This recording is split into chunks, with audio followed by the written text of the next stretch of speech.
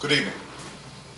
Tonight, I can report to the American people and to the world that the United States has conducted an operation that killed Osama Bin Laden, the leader of Al-Qaeda, and a terrorist who's responsible for the murder of thousands of innocent men, women, and children. It was nearly 10 years ago that a bright September day was darkened by the worst attack on the American people in our history. The images of 9/11 are seared into our national memory. Hijacked planes cutting through a cloudless September sky, the Twin Towers collapsing to the ground, black smoke billowing up from the Pentagon, the wreckage of Flight 93 in Shanksville, Pennsylvania, where the actions of heroic citizens saved even more heartbreak and destruction. And yet we know that the worst images are those that were unseen to the world.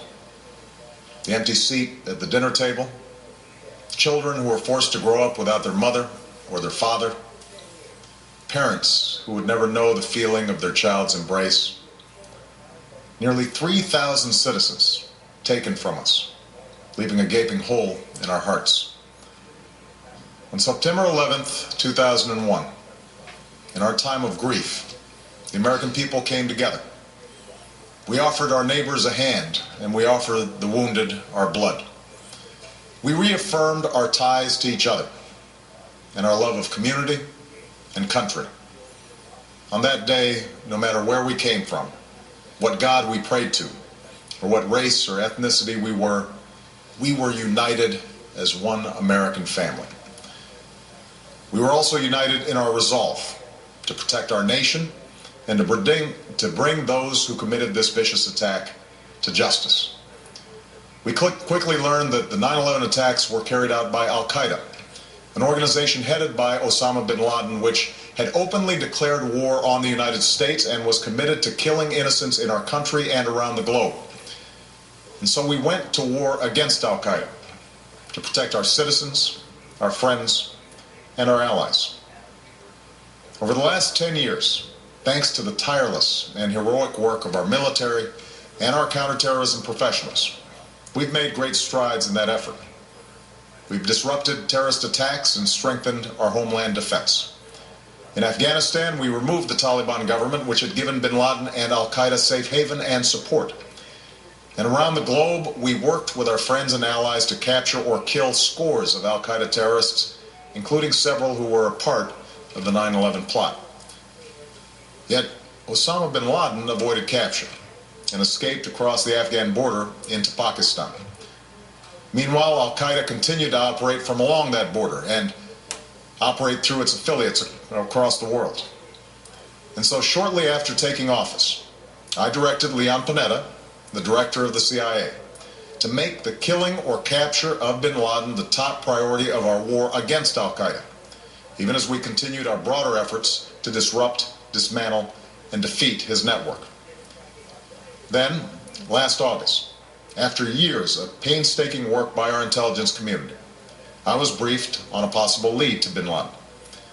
It was far from certain, and it took many months to run this thread to ground.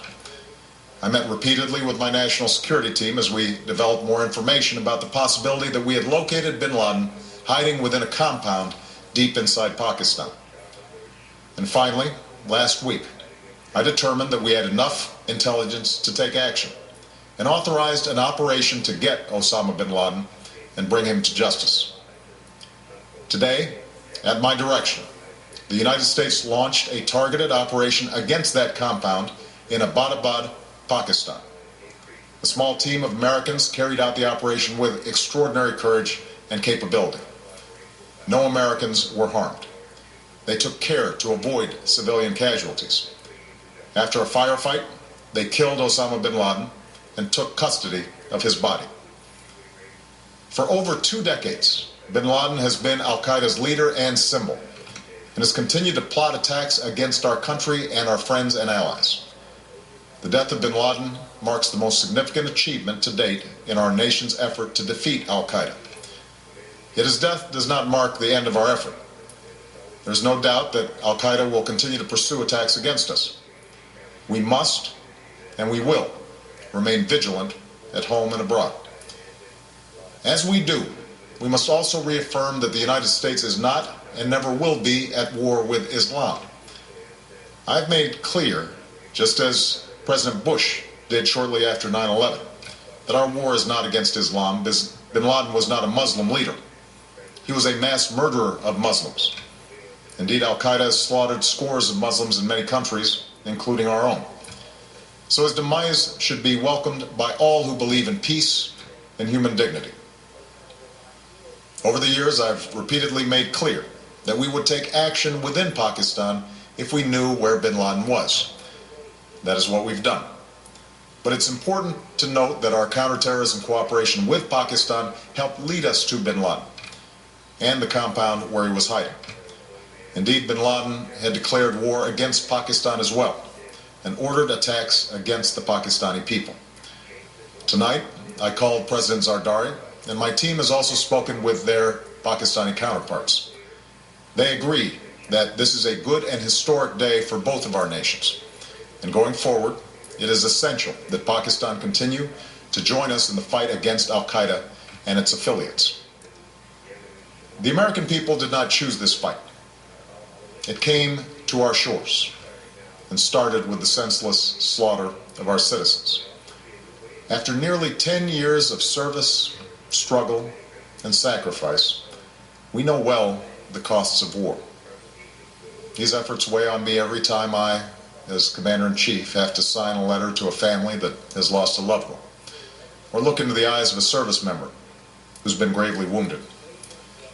So Americans understand the costs of war. Yet, as a country, we will never tolerate our security being threatened, nor stand idly by when our people have been killed. We will be relentless in defense of our citizens and our friends and allies. We will be true to the values that make us who we are.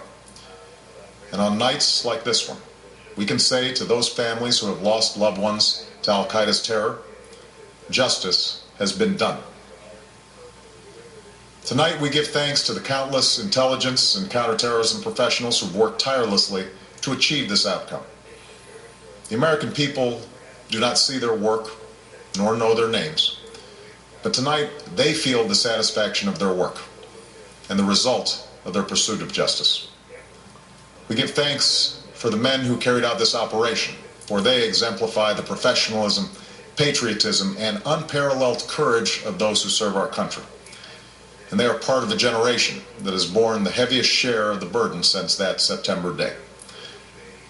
Finally, let me say to the families who lost loved ones on 9/11 that we have never forgotten your loss, nor wavered in our commitment to see that we do whatever it takes to prevent another attack on our shores. And tonight, let us think back to the sense of unity that prevailed on 9/11. I know that it has at times frayed, yet today's achievement is a testament to the greatness of our country and the determination of the American people. The cause of securing our country is not complete, but tonight we are once again reminded that America can do whatever we set our mind to. That is the story of our history. Whether it's the pursuit of prosperity for our people or the struggle for equality for all our citizens, our commitment to stand up for our values abroad, and our sacrifices to make the world a safer place. Let us remember that we can do these things not just because of wealth or power, but because of who we are. One nation, under God, indivisible, with liberty and justice for all. Thank you. May God bless you. And may God bless the United States.